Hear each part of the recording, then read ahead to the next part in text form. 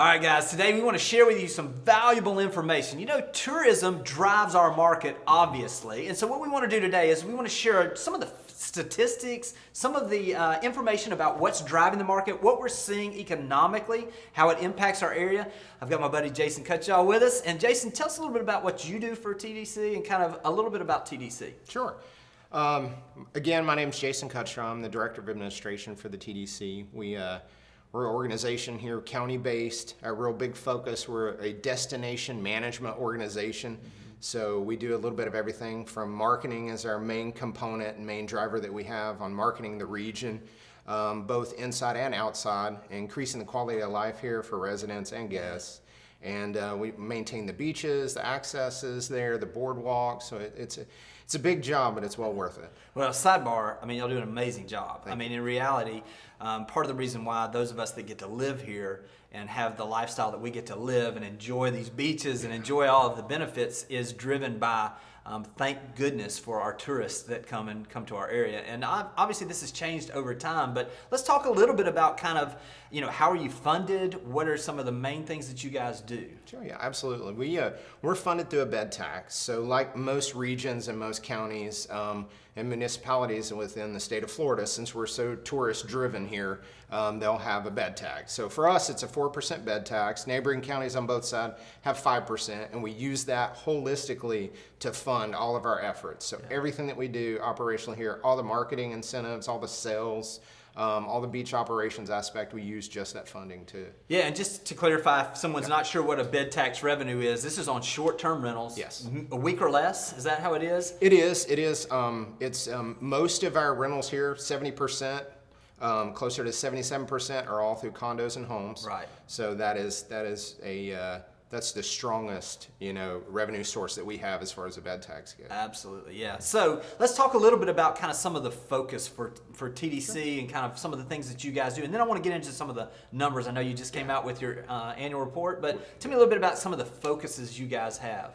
Some of our biggest focus, especially in the marketing world right now, is expansion of our markets. You know, we do in destination promotion as well as external promotion, and a majority of it goes to external. Right. We have big drive markets in Atlanta, Nashville, Birmingham. Right. We have Houston, Dallas, and then we have fly markets. So we've seen an increase in the fly markets lately, where almost 16% of our guests that come to visit us are flying to get here. What percentage is that again? 16. 16%. So we've got folks from everywhere from New York area, to Chicago, to even the West Coast is starting to come visit us. So it's a great sign. It's pretty interesting too, because obviously what happened when the airport came, over there with Northwest Florida, when it came in 2010, I've been doing this over 24 years down here, and so when we came in, basically everybody I'd ever worked with client-wise was somebody that drove in, right. And so when we opened the airport, all of a sudden,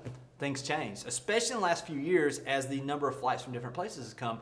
I've had people that have bought here from Chicago, from Oklahoma City, from Cleveland, from Connecticut. I mean, places that I'd never sold to anybody from. Didn't even know visitors that came from there, except maybe during the winter, and they'd come down. So it's pretty exciting to see what the airport has done. And if we're only at 16%, new flights and routes are opening up every day. That should increase, obviously, going forward.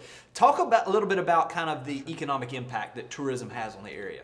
For our area, it's impressive, especially when I go and I talk to other destinations and I talk about their economic impact. And numbers are what a lot of folks want to hear, right. and it's that information that really drives everything.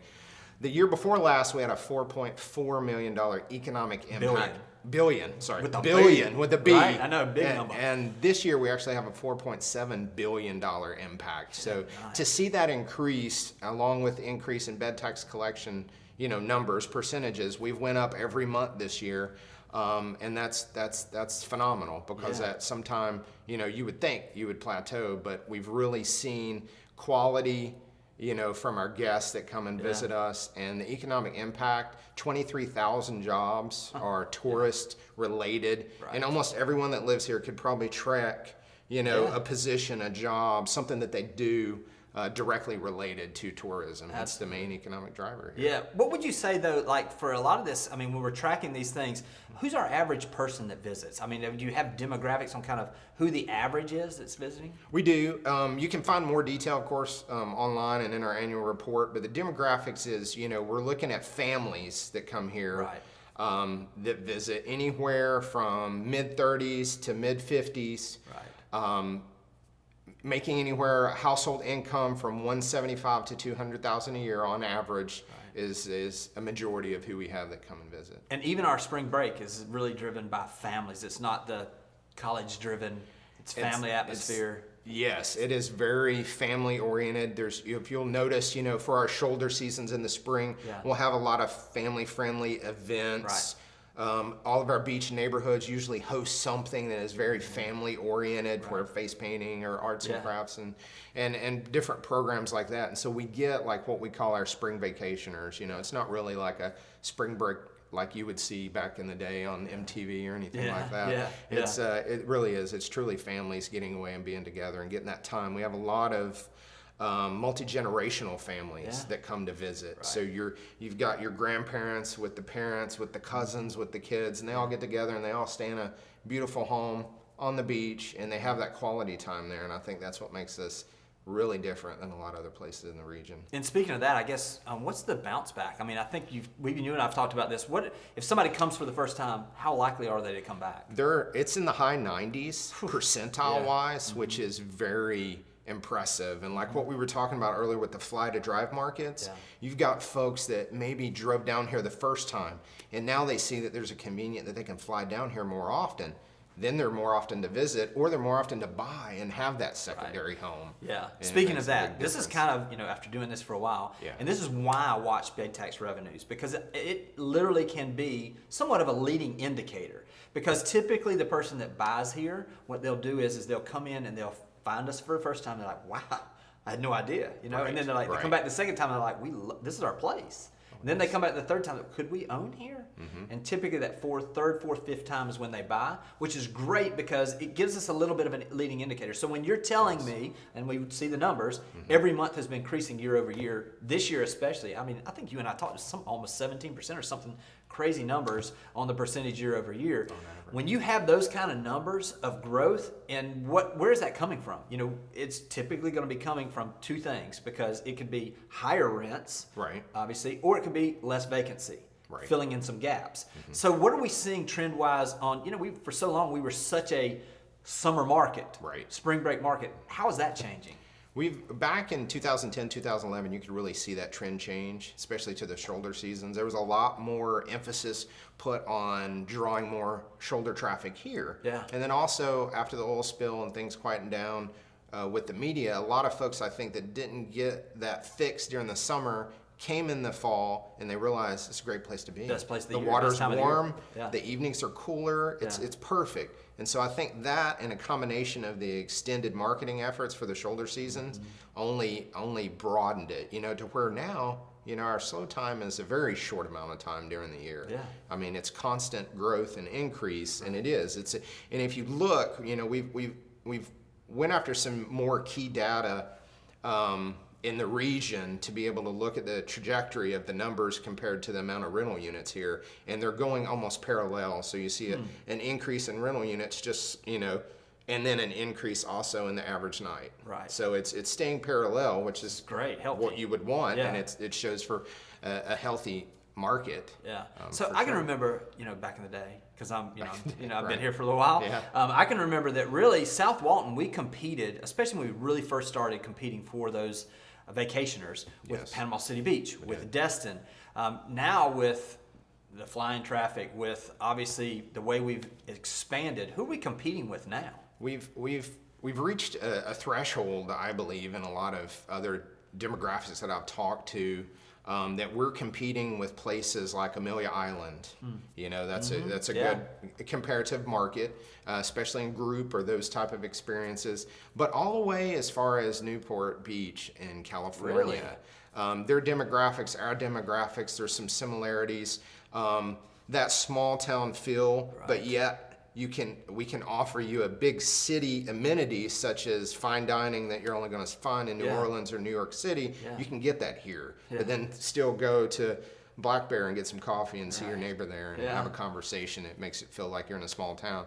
So I think that's had a big role in some of our transition from our marketable, shoulder markets that may be on each side.